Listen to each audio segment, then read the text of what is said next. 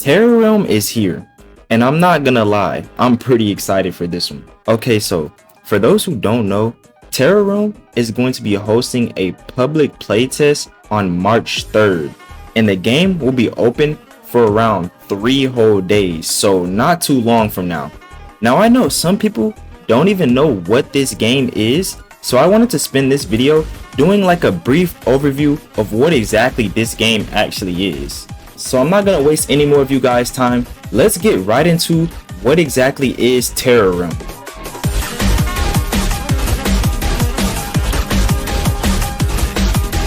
Terror Realm is an asymmetric thriller where in each round there are 7 convicts, which are survivors, and 1 anomaly, which is killers, in each round. The game is inspired by games like Pillar Chase 2 and Forsaken, which shows, to be honest, because they have Cool Kid in this game also, although their take on Cool Kid in this game is completely different than Forsaken, because he has a sword in this one. More on that later though. The game does have that old Roblox retro style to it, but it doesn't overstay its welcome in this game. And it's not the main focus of the game's art style either, so I really like that. You can see the inspiration from games like Forsaken within the game, but it still manages to look distinct and unique in its own way, so you can tell the difference from the two, so props to them for that. But let's talk about some things that I personally like from the game. First off, I'm already liking how in this game, it's not limited to just Roblox horror, but instead just media internet horror in general. But I'll get more on that once I talk about the killer roster. I'm also really liking the rollout that they're doing for their public playtest. What I mean by that is on their YouTube, every day they've been dropping informational videos on every one of their survivors leading up to the release. And you can see the passion from a mile away. They put a lot of effort into the videos. They're very well made, and each video makes me really want to play the game. Another thing that I'm seeing in this game that I'm really fond of personally is that the chasing radius actually seems a lot more fleshed out. Because a problem I have with a lot of ASYMMs is that the chasing radius is very small, so you barely get to hear the actual chase music. But as you can see from this clip I'm about to show you, you actually stay in chase for a good little minute.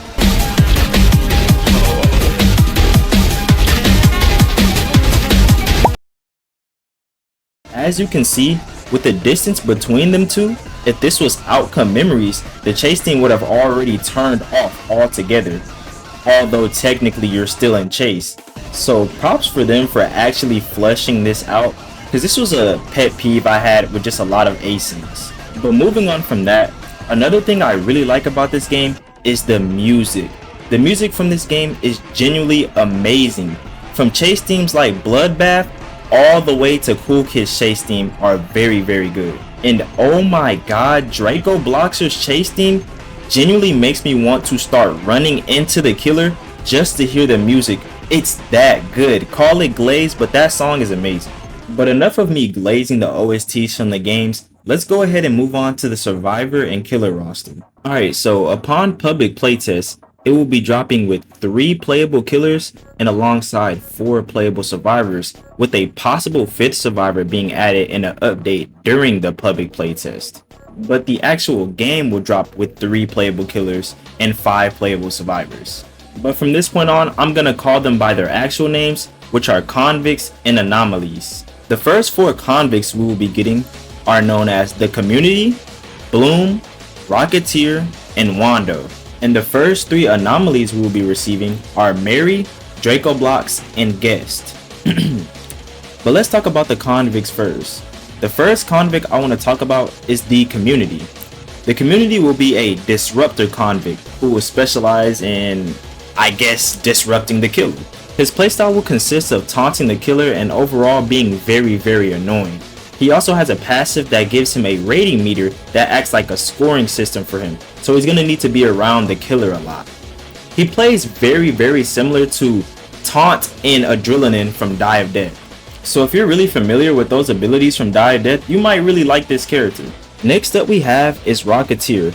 Rocketeer is a Sentinel convict. His abilities consist of 2 moves, Rocket Launcher and Bomb Trap, which are pretty self-explanatory, And I'm sure from hearing that, you guys can already deduce that he will be more of a frontliner specializing in stunning. An ability you could compare this to is Revolver from Dive Death. So if you like being a frontline stunner, this character will probably be for you.